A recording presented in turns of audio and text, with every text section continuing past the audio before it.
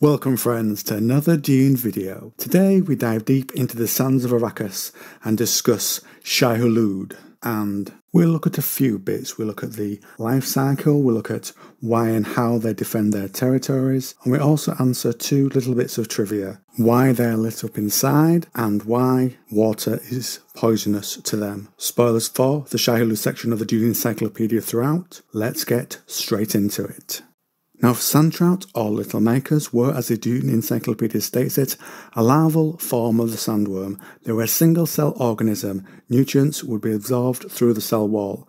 Now, in terms of size, the sand trout were usually 20 centimetres long and 6 centimetres wide, and their shape, as when later the second, makes a maker suit out of them, were able to adapt to their environment. They could be found attached to each other sometimes, walling off several litres of water from the area around them. And one thing interesting to note about the life cycle is that when a female calls a male, she raised herself up and threw herself down, calling the male to her. And this created a rhythm clearly, and that is why the Fremen used the same type of mating call to summon the sandworms using the thumper.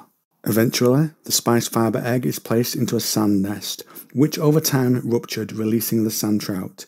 They would then seek out water and join bodies with each other to transport the water back to the nest site. This water would then mix with excretions from the larval form to make a pre-spice mass. When the pressure built, the mass would explode. This is where the term spice blow comes from, and this explosion would drive to the surface the products of the pre-spice mass. And there, sun and air changed this to pre-spice melange, and the chemical reaction driven by the spice blow caused changes in the combined larvae that made them similar to the adult worm, and gradually these joined together and became capable of changing into a single sandworm segment and metamorphed over 1,050 years into the sandworm. So roughly speaking, each of the little makers becomes a segment of the larger sandworm, as I understand it. Once alive, the sandworms would defend their territories against each other. These fights would consist of each worm using their teeth to hook the ring segments, opening them up to the irritation of sand. Rarely did these fights end in death. When one worm sufficiently irritated another, one would break off and retreat. Now, one last bit of trivia of interest that doesn't tie directly into the video, but is related to the sandworms.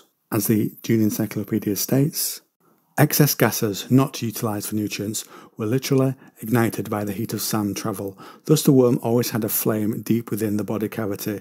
Each worm produced all its nutritional needs from inorganic compounds on the planet's surface. The energy to do this happened when the worm travelled through sand through an electrostatic charge, and the presence of water would make the electrons discharge abnormally as negatively charged and positively charged ions on the worm's body would dissolve into it. Now, I'm not sure I clearly understand this part as stated in the Dune encyclopedia. What I will say is if the worm eats as it moves through the charge, then when this is removed, they starve, and that is why water was a poison to the sandworm. As I understand it, call it my take on it. So now friends, I turn things over to you. What do you think to the explanation behind the life cycle and attempts to explain some of the things the worms do, such as thumping as the mating call? Comment down below.